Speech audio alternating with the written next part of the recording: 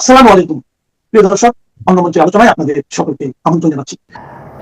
বাংলাদেশ মোহাম্মদ ইউনূসের সময়ে বারবার বলেছে একটা কথা, সেটা হচ্ছে ইঙ্গিত করেছে ভারতের শিলিগুড়ি করিডর বা চিকেন নেকের দিকে।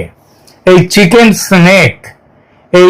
চিকেন স্নেকের দিকে উল্লেখ করে ইঙ্গিত করে বলেছে যে এটা 22 কিলোমিটার চওড়া একটা ছোট্ট জায়গা, 80 কিলোমিটার লম্বা। এই জায়গাটা কেটে দিয়ে দিলেই ভারতের যেটা উত্তর পূর্বের যে 8টা রাজ্য, 7 সিস্টার্স এবং সিকিম, এটাকে কেটে দেয়া যাবে। শুধু সেটাই নয়, এর সাথে এই জায়গাটা কেটে দিলে পুরো শিলিগুড়ি এবং তার উপরে দার্জিলিং ইত্যাদি এই পুরো জায়গাটা ভারত থেকে বিচ্ছিন্ন করার দিকে ইঙ্গিত করেছে বারবার বাংলাদেশ। সেই ইঙ্গিত, সেটা যে একদম কথার কথা ছিল না সেটা আপনারা জানেন। পাকিস্তানের জেনারেলরা এসছেন, তাদের কাছে এই ম্যাপ যেটা তুলে দেয়া হয়েছে, তুলে দিয়েছেন কে? তখন মোহাম্মদ ইউনূস ছিলেন। তিনি যে ম্যাপ তুলে দিয়েছেন সেই ম্যাপের মধ্যে দেয়া রয়েছে যে নতুন বাংলাদেশ, সেই নতুন বাংলাদেশের মধ্যে এই উত্তর পূর্ব রাজ্যগুলো সেগুলো দিয়ে দেওয়া হয়েছে এবং পশ্চিমবঙ্গের ইত্যাদি বিরাট একটা অংশ সেগুলো নিয়ে দেওয়া হয়েছে। অর্থাৎ বাংলাদেশের যে মানসিকতা, সেই মানসিকতা যে বন্ধু সুলভ নয় সেটা বোঝা গেছে তখনই। আসলে শেখ হাসিনা চলে যাওয়ার পর থেকেই এই বাংলাদেশের এই ভারত বিরোধিতা এর একটা ঝড় তৈরি হয়েছে। তারপর মোহাম্মদ ইউনূস চলে গেছেন, চলে গিয়ে সেখানটায় তারেক রহমান সাহেব এসছেন এবং তারেক রহমান আসার পর তার দিকে ভারত বন্ধুত্বের হাত বাড়িয়ে দেওয়ার পরেও সেই হাতকে অস্বীকার করে তারেক রহমানের সরকার, বাংলাদেশের বর্তমান সরকার, তারা তাদের যে ইচ্ছা, তাদের প্রণয়, সেটা তার হাত বাড়িয়েছে চীন এবং পাকিস্তানের দিকে এবং দূরে আছে তুরস্ক। তারা তো এই পরিস্থিতিতে ভারত চুপ করে বসে থাকছে না, না থেকে তারা কি করছে যে বাংলাদেশের যতগুলো সীমান্ত আছে ভারতের সাথে, বাংলাদেশের সীমান্ত তো 3 দিকে, 3 দিক কেন 3.5 দিকে ভারত রয়েছে। সুতরাং ভারত এখন চেষ্টা করছে এই পুরো পূর্ব সীমান্ত, পূর্ব উত্তর সীমান্তে শুরু হয়ে গেছে এক নতুন সামরিক অধ্যায়। মিজোরামের পাহাড়ে এর আগে 3টে গ্যারিসন হয়েছে, আসামে, বিহারে একটা এবং আমাদের পশ্চিমবঙ্গে। এর বাইরে আরো একটা গ্যারিসন এখন তৈরি হতে চলেছে মিজোরামে। এটা কি শুধুই একটি সেনা ছাউনি, নাকি এর পেছনে রয়েছে অনেক বড় ভূ রাজনৈতিক হিসাব? গত 1 বছরে 1.5 বছরে বাংলাদেশের রাজনীতিতে ভারত বিরোধী বক্তব্য বেড়েছে। যেটা বলছিলাম, চিকেন স্নেক নিয়ে নানা রকম হুমকি এসছে, এমনকি চীনকে দিয়ে বলে পাঠানো হচ্ছে নানা রকম কথা। কি কথা? লালমনিরহাটে সেখানে পরিত্যক্ত বিমানবন্দরটিকে নতুন করে গঠন করা হবে, দায়িত্ব দেওয়া হবে চীনকে। সেখানে আবার ড্রোন তৈরির কারখানা হবে। লালমনিরহাট ছেড়ে আবার দেখুন তিস্তা প্রকল্প, তিস্তা মহাপ্রকল্প, সেটাও আবার দেওয়ার কথা চলছে এবং কথা অনেকটা এগিয়েছে, চীনকে দেওয়ার কথা। এই প্রকল্পগুলো পেলে চীন এসে চিকেন স্নেকের একেবারে কাছাকাছি এসে ঘাঁটি গেড়ে বসবে। এর ফলে ভারতের উত্তর পূর্বে কে আরো শক্ত করে রাখার, তার নিরাপত্তার ব্যবস্থা করছে ভারত। এবং এইসব গুরুত্বকে, এইসব বক্তব্য বাংলাদেশের তাদের কাজকর্ম দেখে মিজোরামে নতুন একটি গ্যারিসন তৈরি হচ্ছে। ভারত কেন নতুন গ্যারিসন বানাবে? উত্তর পূর্বে ভারতের যথেষ্ট সেনা এবং যোগাযোগ রয়েছে, কিন্তু তা সত্ত্বেও সেখানে যথেষ্ট সেনা থাকলেও সেনার স্ট্র্যাটেজিক কিছু পয়েন্টে সেনা মোতায়েন করা, তাদের ব্যবস্থা রাখা, সেনার ছাউনি তৈরি করা, এগুলোর দরকার হয়। আধুনিক যুদ্ধে অনেক সময় অস্ত্রের চেয়ে গুরুত্বপূর্ণ হয়ে ওঠে অবস্থান কোথায় আছে। একটি সঠিক জায়গায় স্থাপিত গ্যারিসন কয়েক হাজার অতিরিক্ত সৈন্যের সমান কৌশলগত সুবিধা দিতে পারে।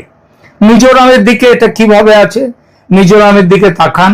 পশ্চিমে বাংলাদেশ, পূর্বে মিয়ানমার, দক্ষিণে আবার বাংলাদেশের পার্বত্য অঞ্চল। অর্থাৎ এটি এমন একটি রাজ্য যেখান থেকে পূর্ব এবং পশ্চিম দুদিকেই নজর রাখা সম্ভব। এ কারণেই মিজোরাম ভারতের স্ট্র্যাটেজিক ব্যালকনি। এর সঙ্গে যোগ করুন মিয়ানমারের অস্থিরতা, সীমান্তে বিদ্রোহী গোষ্ঠীর উপস্থিতি, অস্ত্র মাদকের চোরাচালান, বাংলাদেশের সীমান্তে বেড়া নিয়ে টানাপোড়েন, আবার চীন তারা মিয়ানমারের জান্তা সরকারের সাথে যেমন তাদের যোগাযোগ রয়েছে তাদের সাথেও আছে, আবার আরাকান আর্মির সাথেও রয়েছে তারা। ফলে সব মিলিয়ে ভারত যদি উত্তর পূর্বে অতিরিক্ত সামরিক অবকাঠামো গড়ে তোলে তাহলে সেটা অস্বাভাবিক কিছু নয়, বরং সেটাই স্বাভাবিক। আর এখানেই সবচেয়ে গুরুত্বপূর্ণ প্রশ্ন যে এই যে তৈরি হচ্ছে ভারত মিজোরামে নতুন গ্যারিসন তৈরি করছে, এইখানে উঠে আসছে বাংলাদেশ প্রসঙ্গ। ভারত কি বাংলাদেশের বিরুদ্ধে যুদ্ধের প্রস্তুতি নিচ্ছে? এর উত্তর, এমন কোনো সরকারি প্রমাণ নেই যে ভারত যুদ্ধের প্রস্তুতি নিচ্ছে। ভারত ও বাংলাদেশ এখনো আনুষ্ঠানিকভাবে অফিসিয়ালি বন্ধু প্রতিবেশী রাষ্ট্র। বাণিজ্য চলছে অল্প বিস্তর, সীমান্ত নিয়ে বৈঠক চলছে, কূটনৈতিক যোগাযোগ অব্যাহত। তবে সম্পর্কে যে বড়সড় ফাটল ধরেছে সেটা অস্বীকার করা যায় না। আর এই ফাটলের জন্যই ঢাকায় বা ভারতের পক্ষ থেকে যাকে হাই কমিশনার করে পাঠানো হয়েছে সেই দীনেশ ত্রিবেদী সাধারণ কোনো হাই কমিশনার হিসেবে সেখানে যাননি। তাকে যে মর্যাদা দেয়া হয়েছে সেটা ভারতের ক্যাবিনেট মন্ত্রীর মর্যাদা। অর্থাৎ বাংলাদেশে কোনো কিছু ডেভেলপমেন্ট হলে তিনি সরাসরি সেটা প্রধানমন্ত্রীকে জানাতে পারবেন।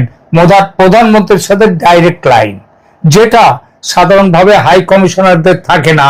তারা পররাষ্ট্র দপ্তরের মাধ্যমে তারা তাদের খবরাখবর দেন, কিন্তু এক্ষেত্রে তা হয়নি। সুতরাং বোঝা যাচ্ছে যে ভারত বাংলাদেশকে সহজ চোখে দেখছে না, ঝুঁকির চোখে দেখছে। আর প্রতিটি রাষ্ট্র সম্ভাব্য ঝুঁকি মাথায় রেখে তাদের পরিকল্পনা তৈরি করে। এটাই রাষ্ট্রনীতির স্বাভাবিক নিয়ম, আর ভারত সেটাই করছে মিজোরামে। শিলিগুড়ি করিডোরের কথা প্রসঙ্গত আসবেই। উত্তর পূর্বে রাজ্যের কথা যখন হচ্ছে, আমি আগেই বলেছি ভারতের উত্তর পূর্বের 8টি রাজ্যকে ধরে রেখেছে এই যে সরু জায়গাটা।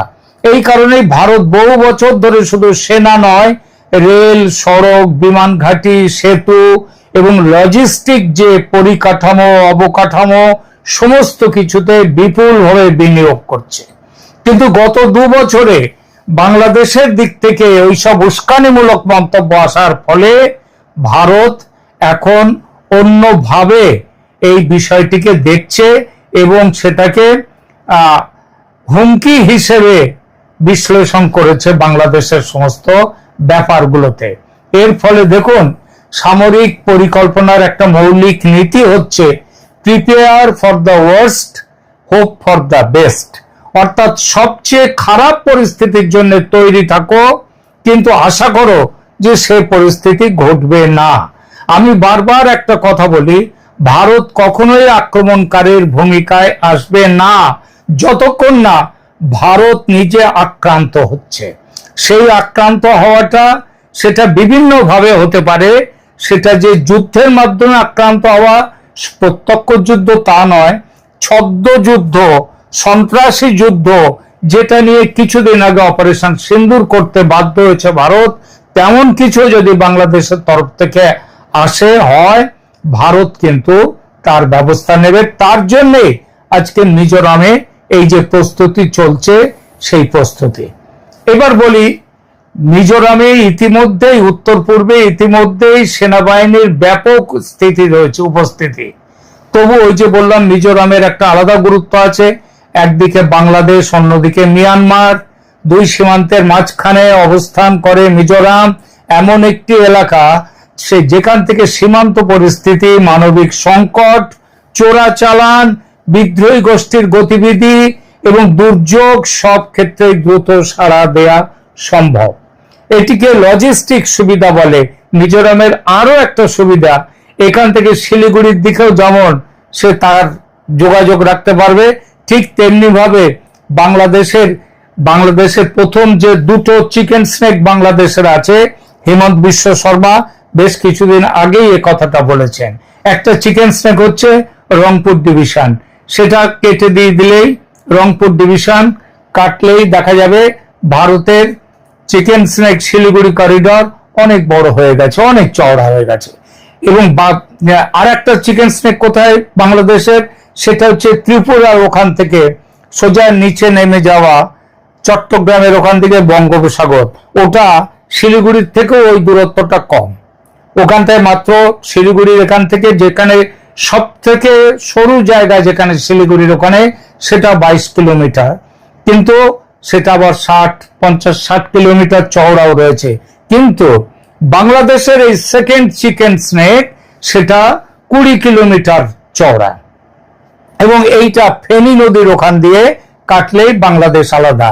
আর মিজোরামের অবস্থানটা এমন যেখান থেকে সে দুদিকেই সমানে, তার মিজোরামের গ্যারিসন থেকে এদিকে আসবে যে রংপুর ডিভিশনের দিকেও, এই চিকেন স্নেকের দিকেও তার ওখান থেকে লজিস্টিক সাপোর্ট দিতে পারবে, আবার ওদিকে ত্রিপুরার ওখানের ওদিক দিয়ে লজিস্টিক সাপোর্ট দিতে পারবে।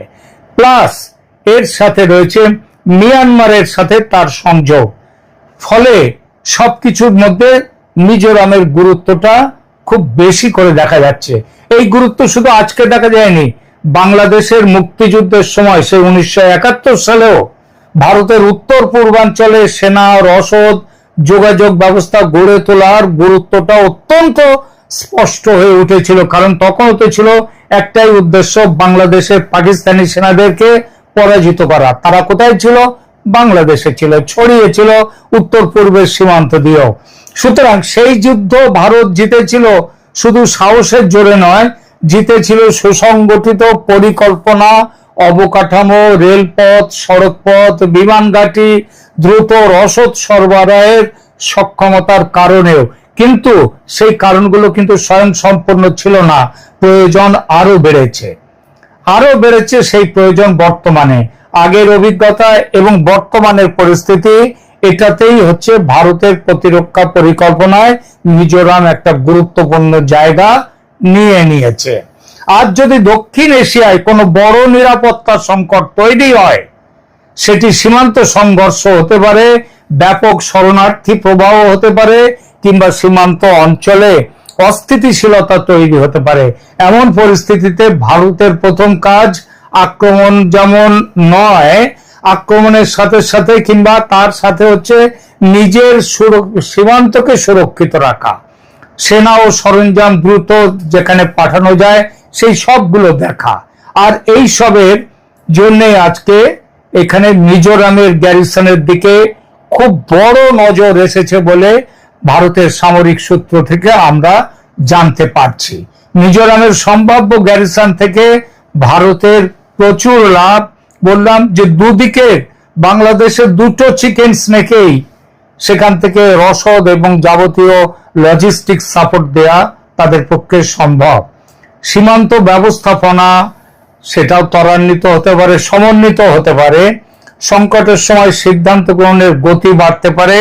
সবকিছু মিলিয়ে মিজোরামের একটা জিনিস সেখানটায় আজকে আপনারা দেখবেন, মিজোরাম কিন্তু হচ্ছে, এটা যে মিজোরামের ক্ষেত্রে আলাদাভাবে করা হচ্ছে তা না। ভারত গত 1 দশকে সীমান্ত অবকাঠামোয় ব্যাপক বিনিয়োগ করেছে। লাদাখ, অরুণাচল, সিকিম সব জায়গাতে রাস্তা, সেতু, টানেল, অগ্রবর্তী ঘাঁটি, বিমান অবকাঠামো সব উন্নত হয়েছে। এমনকি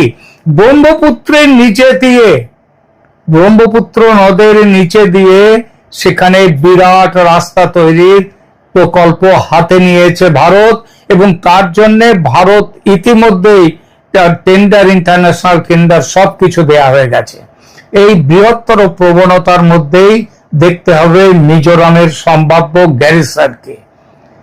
একটা গুরুতর একটি প্রশ্ন এখানে রয়েছে, দক্ষিণ এশিয়ার মধ্যে যদি ভারত চীন প্রতিযোগিতা বাড়ে, মিয়ানমারের অস্থিরতা বাড়ে, যদি চট্টগ্রাম নিয়ে মার্কিন যুক্তরাষ্ট্র, ভারত, চীন সবার মিলিত একটা টানাটানি থাকে ওখানটায়, তাহলে কি হতে পারে ভারতের? ভারত সেই ব্যাপারটা মাথায় রেখে এগিয়ে চলেছে। দেখুন, ভারতের আর একটা জিনিস সেখানটায় মাথায় আনতে হবে, সেটা হচ্ছে চীনের বেল্ট অ্যান্ড রোড ইনিশিয়েটিভ বা বিআরআই এর প্রসঙ্গ। বিআরআই এর মূল লক্ষ্য হলো অবকাঠামো, বাণিজ্য, সংযোগ বৃদ্ধির সাথে সাথে তাদের উপস্থিতিকে বাড়ানো, চীনের উপস্থিতি। কিন্তু ভারত বহু বছর ধরে বলে আসছে যে এই বিআরআই এর ভারত কিন্তু সহজ চোখে দেখছে না। চীন মিয়ানমারে বন্দর, সড়ক, অর্থনৈতিক করিডোরে বিনিয়োগ করেছে, বাংলাদেশও বিরাট বিনিয়োগ করেছে চীন, এবং তার ফলে এখন মিয়ানমারের গৃহযুদ্ধের পরিস্থিতি নিয়ে সেখানে সরকারি পক্ষ, সরকার বিরোধী পক্ষ, দুই পক্ষকে চীন সাপোর্ট দিচ্ছে। এই পরিস্থিতিতে ভারতের কাছে মিজোরাম তার গুরুত্ব ভীষণভাবে বেড়ে গেছে। এটা একটা ফরওয়ার্ড লজিস্টিক জোন হিসেবে গুরুত্ব পাচ্ছে। অর্থাৎ প্রয়োজনে সীমান্তে মিজোরাম গ্যারিসন থেকে সমস্ত কিছু করা যাবে। বাংলাদেশ প্রসঙ্গে একটা বিষয় খুব পরিষ্কার করে বলা দরকার, এই গত 2 বছরে বাংলাদেশের সাথে ভারতের সম্পর্ক অত্যন্ত খারাপ জায়গাতে তলানিতে এসে নেমেছে। সুতরাং ভবিষ্যতে এটা যদি আরো নিচে চলে যায় যদি, তাতে ভারতকে এগিয়ে আসতেই হবে, ভারতকে অন্য ব্যবস্থা নিতেই হবে। আর এই চূড়ান্ত তৎপরতা ভারতের যেটা নিয়েছে সেটা বুঝিয়ে দেয় anything may happen in India Bangladesh relationship. যুদ্ধের পদধ্বনি ভারত বাংলাদেশের মধ্যে এখনো ওঠেনি, এটা ঠিকই, কিন্তু বাতাস যে ক্রমশই এবং অত্যন্ত দ্রুত খুবই গরম হয়ে উঠছে, উত্তপ্ত হয়ে উঠছে, এটা মানতেই হয়। যে কোনো মুহূর্তে যে কোনো রকমের, এবং কি অপারেশন সিন্দুরের মতো একটা সন্ত্রাসবাদী ঘটনাও যদি ঘটে, ভারত কিন্তু বাংলাদেশকে সহজে ছাড়বে না। এটা মনে রেখেই মিজোরামের গ্যারিসন তৈরি হচ্ছে। ধন্যবাদ। আসসালামু আলাইকুম রহমতুল্লাহি ওয়া বারাকাতুহু। সম্মানিত দর্শক, দিল্লিতে অবস্থানরত আওয়ামী লীগের সভানেত্রী শেখ হাসিনা সম্পর্কে কথা বলব। বিষয়টি আপনারা অনেকেই জানেন, অনেকে শুনেছেন, তবুও বলছি। সেটি হলো, ভারত সেই দীর্ঘদিন থেকে এটা প্রাণান্ত চেষ্টা করছে বিএনপির সঙ্গে একটি সমঝোতামূলক সম্পর্ক তৈরি করার জন্য। সেটি অনেক আগের থেকেই। আপনি ধরুন, বিএনপি যখন ক্ষমতায় ছিল, সেই দফাতে যখন টাটা বাংলাদেশে বিনিয়োগ করার জন্য সেই রতন টাটা চলে এসেছিলেন, এবং বাংলাদেশ যখন ভারতে গ্যাস রপ্তানি করার ব্যাপারে নীতিগত সিদ্ধান্ত নিয়েছিল, ঠিক সেই সময় থেকে ভারতের সঙ্গে বিএনপির একটা ভালো সম্পর্ক তৈরি হওয়ার একটা পথ তৈরি হয়েছিল। এবং এখন যারা অনেকে ভারত বিরোধী কথাবার্তা বলেন, ঠিক সেই সময়টাতে তারা ভারতের পক্ষে কথা বলতেন। আপনাদের মনে আছে, বিনিয়োগ বোর্ডের সভাপতি ছিলেন এবং সরকারের জ্বালানি উপদেষ্টা ছিলেন আমার দেশের মজলুম সম্পাদক জনাব মাহমুদুর রহমান। তো তিনি বিনিয়োগকে আকৃষ্ট করার জন্য বাংলাদেশে টাটার স্টিল ফ্যাক্টরি স্থাপিত হবে এবং ভারতে তেল গ্যাস রপ্তানি হবে বা গ্যাস রপ্তানি হবে, এরকম একটা প্রকল্প নিয়ে যখন আলাপ আলোচনা হচ্ছে, তখন আওয়ামী লীগ প্রবল বাধা দিচ্ছিল যে ভারতে এগুলো রপ্তানি করা যাবে না। এবং আওয়ামী লীগের অনেকগুলো সফট পাওয়ার ছিল এবং এখনো আছে, যারা উপরে উপরে খুব সাধু, তৃতীয় পক্ষ, চতুর্থ পক্ষ, বুদ্ধিজীবী, কলামিস্ট, সাংবাদিক, এনজিও ব্যক্তিত্ব, নানা রকম নাম ধরে দীর্ঘদিন ধরে তারা আওয়ামী লীগের সফট পাওয়ার রূপে কাজ করে। আবার কিছু ইন্টারন্যাশনাল সংগঠন রয়েছে যারা কখনো কখনো আমেরিকার পক্ষে, কখনো কখনো ভারতের পক্ষে, আবার কখনো কখনো যে তারা কাদের পক্ষে সেটাও বোঝা যায় না, এলোমেলো আচরণ করে। তো সেই সময়টিতে বাংলাদেশের আলোচিত একটি এনজিও বা গবেষণা প্রতিষ্ঠান CPD, Centre for Policy Dialogue, এবং এখানে একজন অর্থনীতিবিদ আছেন দেবপ্রিয় ভট্টাচার্য, মিস্টার ভট্টাচার্য।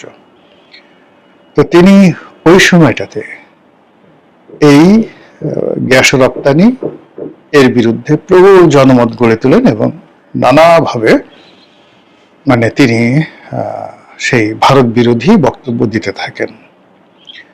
তখন মাহমুদুর রহমান, জনাব মাহমুদুর রহমান, তিনি এই দেবপ্রিয় ভট্টাচার্যকে কুলাঙ্গার বলে অভিহিত করেছিলেন। শুধু তাই নয়, এই যে দেবপ্রিয় ভট্টাচার্যের এ সকল কথাবার্তার কারণে স্বয়ং তিনি আদালতে উপস্থিত হয়ে দেবপ্রিয় ভট্টাচার্যের বিরুদ্ধে মামলা করেছিলেন। তো বোঝার চেষ্টা করুন যে এখন যারা ভারতের বিরুদ্ধে কথাবার্তা বলছেন তাদের একেবারে শিরোমণি, পীরে কুতুব বা পীরে কামেল বা হজরতুল আল্লাম যদি বলেন তাহলে জনাব মাহমুদুর রহমান। কিন্তু এটা ক্ষমতার বাইরে, রাজনীতির বাইরে, এটা তার ব্যক্তিগত অবস্থান। কিন্তু যখনই তিনি সরকারে ছিলেন তার মতো মানুষ সরকারের পক্ষে কাজ করতে গিয়ে, ভারতের এই বিনিয়োগ আকৃষ্ট করতে গিয়ে এই কথাগুলো তাকে বলতে হয়েছে, করতে হয়েছে। তাহলে বোঝার চেষ্টা করুন তখন ভারতের সঙ্গে বিএনপির কেমন একটা সম্পর্ক ছিল। দ্বিতীয়ত, শেখ হাসিনা একাধিকবার বলেছেন যে 2001 সনে যখন বিএনপি ক্ষমতায় এলো তিনি বলেছেন যে এই ক্ষমতা আমিও আসতে পারতাম। আমাকে প্রস্তাব দেওয়া হয়েছিল তেল গ্যাসের দেওয়ার জন্য, কিন্তু আমি রাজি হইনি। এই কারণে ভারত আমাকে বাদ দিয়ে বিএনপিকে ক্ষমতায় এনেছে। আবার বিএনপি যে সেই ক্ষমতা থেকে চলে যাওয়ার পরে তাদের সাথে তাদের যে যোগাযোগ এটা বন্ধ হয়নি, তার প্রমাণ হলো যখন বেগম জিয়া বিরোধী দলীয় নেত্রী হিসাবে সম্ভবত 2009 বা 10 সনের দিকে তিনি ভারত ভ্রমণে গিয়েছিলেন, তাকে কিন্তু তখন সরকার প্রধানের বা রাষ্ট্রপ্রধানের প্রোটোকল ভারত দিয়েছিল। স্বয়ং প্রধানমন্ত্রী মনমোহন সিং সেখানে এসেছিল। তো এই হলো ভারতের সঙ্গে বাংলাদেশের সম্পর্ক, ভারতের সঙ্গে বিএনপির সম্পর্ক, ভারতের সঙ্গে আওয়ামী লীগের সম্পর্ক।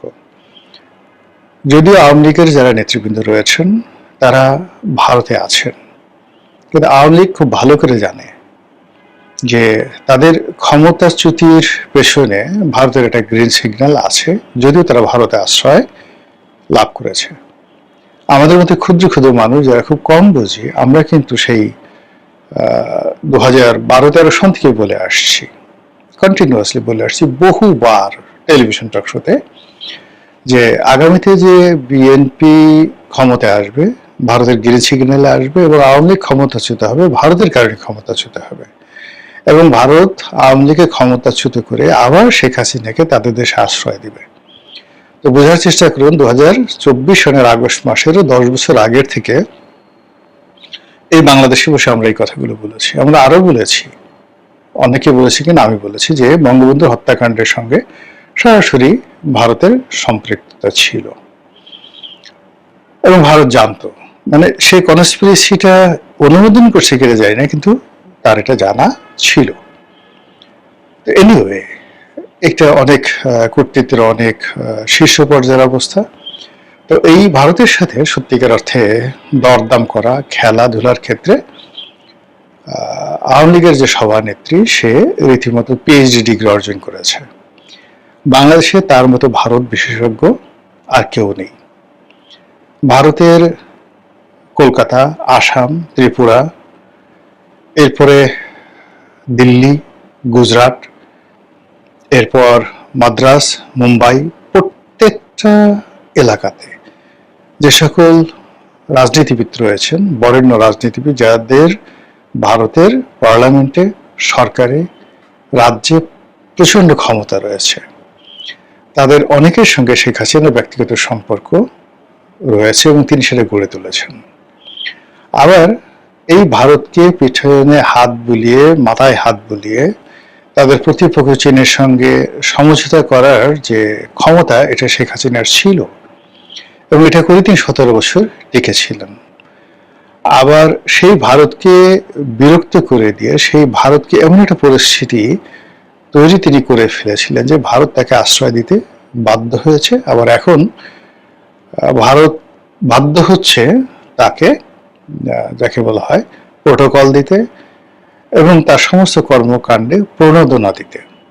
এটা তারা বাধ্য করেছে এবং এই কাজগুলোর সঙ্গে যেমন তার শক্তি, সামর্থ্য, বুদ্ধি, প্রজ্ঞা, কৌশল সবকিছু আছে, তার সঙ্গে সঙ্গে আবার একটা বেপরোয়া সাহসও আছে, এতে কোনো সন্দেহ নেই। আপনাদের মনে আছে যে 2024 সনের নির্বাচনে জয়লাভ করার পরপরই তিনি ভারত গিয়েছিলেন, শেখ হাসিনা। সত্য মিথ্যা বলি আমি জানি না, কিন্তু সবাই, যেটা মোটামুটি ওপেন সিক্রেট হয়েছে, যে ওই সময়টাতে তিনি নরেন্দ্র মোদীকে একটু রীতিমতো খোঁটা দিয়েছিলেন একান্তভাবে।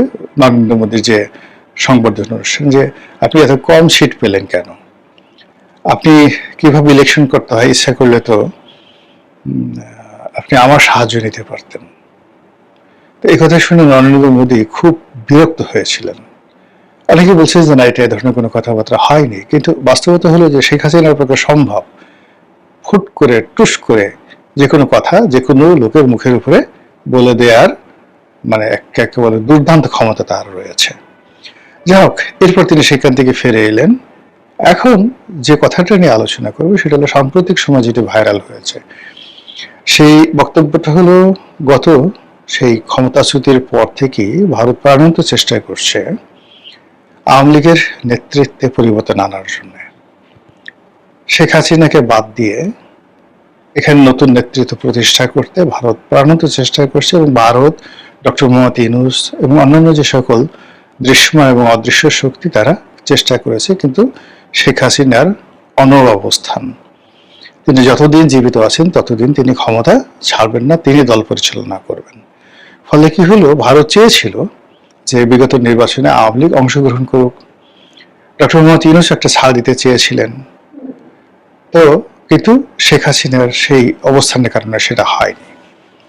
তো এতে করে আসলে আলটিমেটলি বিএনপির উপকার হয়েছে। এর কারণ হলো, যদি ভারতের কথা মতো শেখ হাসিনা আওয়ামী লীগকে রিফাইন করার জন্য অনুমতি দিতেন, তাহলে ডক্টর মোহাম্মদ ইউনূসের ক্ষমতা প্রলম্বিত হতো এবং আজকে তারেক রহমান সাহেব প্রধানমন্ত্রী হতে পারতেন না। দ্বিতীয় হলো, শেখ হাসিনা এবং ভারত যুগপৎভাবে বিগত নির্বাচনে বিএনপিকে সাপোর্ট দিয়েছে এবং সেটা যদি না হতো, জামাত যেভাবে ম্যাটিকুলার ডিজাইন করেছিল, জামাত ক্ষমতায় চলে আসতো। তো এই কাজগুলো শেখ হাসিনা অত্যন্ত সাহসের সাথে, দৃঢ়তার সাথে করেছিলেন এবং তিনি জানতেন যে বিএনপির সাথে আলটিমেটলি তার সম্পর্ক থাকবে না, কিন্তু দেশ যদি একবার বিএনপির হাতে যায় তাহলে এক ধরনের পরিণতি, কিন্তু জামাতের হাতে গেলে দীর্ঘমেয়াদী পরিণতি। তো সেই কারণে তিনি তার নেতাকর্মীদেরকে নির্দেশ দিয়েছিলেন যে বিএনপিকে ভোট দেওয়ার জন্য, এবং সেটা তিনি প্রকাশ্যে সবার কাছে বলেছেন।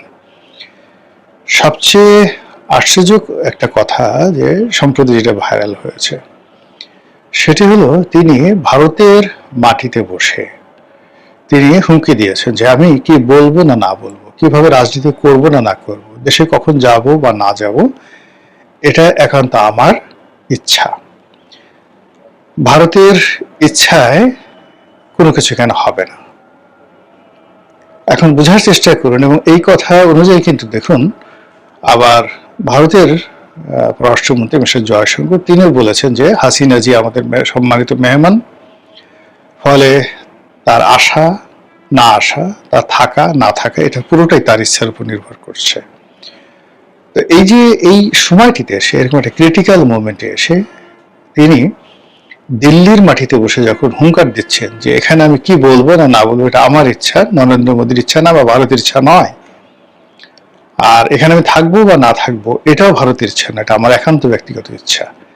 তো এই কথাগুলো রীতিমতো ভাইরাল হয়ে পড়েছে, এবং এই কথা যখন নরেন্দ্র মোদী নিজেও শুনেছেন, আপনি দেখেন যে এখনো পর্যন্ত কিন্তু নরেন্দ্র মোদী কোনো শব্দ করেননি। কাজেই যে শেখ হাসিনাকে নিয়ে আমরা সমালোচনা করছি, যে শেখ হাসিনার সাহস নিয়ে দেশে আসতে পারবে কি পারবে না, সে আসবে কি আসবে না, আপা আসবে কি আসবে না, এগুলো নিয়ে যারা কথাবার্তা বলছি, তারা এই বিষয়গুলো নিয়ে যদি মূল্যায়ন করেন তাহলে বুঝতে পারবেন যে আসলে আমরা যা চিন্তা করছি, ভাবনা করছি বা যা কল্পনা করছি, তার থেকে শেখ হাসিনার চিন্তা এবং চেতনা বহু বহু যোজন দূরে। রহস্যময় চিন্তা তিনি করেন, রহস্যময় কর্মকাণ্ড করেন, এবং সারাটাই জীবন একেবারে সেই শৈশব মানে কৈশোর থেকেই বেপরোয়া চালচলন করেন। তাকে বলা হয় ক্যাশ চাই ওম্যান। আমরা বাংলাদেশকে বলি বিলাই চোখের মেয়ে মানুষ, আঞ্চলিক ভাষায় বলা হয়। তো যে সকল মেয়েদের বা মহিলাদের ক্যাশ চাই থাকে, তাদের দৃঢ়তা, তাদের সাহস, তাদের শক্তি, স্বীকার করার ক্ষমতা, স্বীকার ধরার ক্ষমতা, প্রতিপক্ষকে ভয় দেখানোর ক্ষমতা কি অসাধারণ থাকে। যারা জানেন তারা এই ক্যাশ চায়ের যারা মহিলা বা মানে পুরুষ নয় কিন্তু ক্যাশ চায়ের মহিলা, এই তাদেরকে জমের মতো ভয় পান। এ কারণে প্রকৃতি তাদেরকে ওইভাবে তৈরি করে দিয়েছে। মহান আল্লাহ আমাদের সবাইকে হেদায়েত দান করুন এবং হেফাজত করুন। আসসালামু আলাইকুম ওয়া রাহমাতুল্লাহি ওয়া বারাকাতুহু।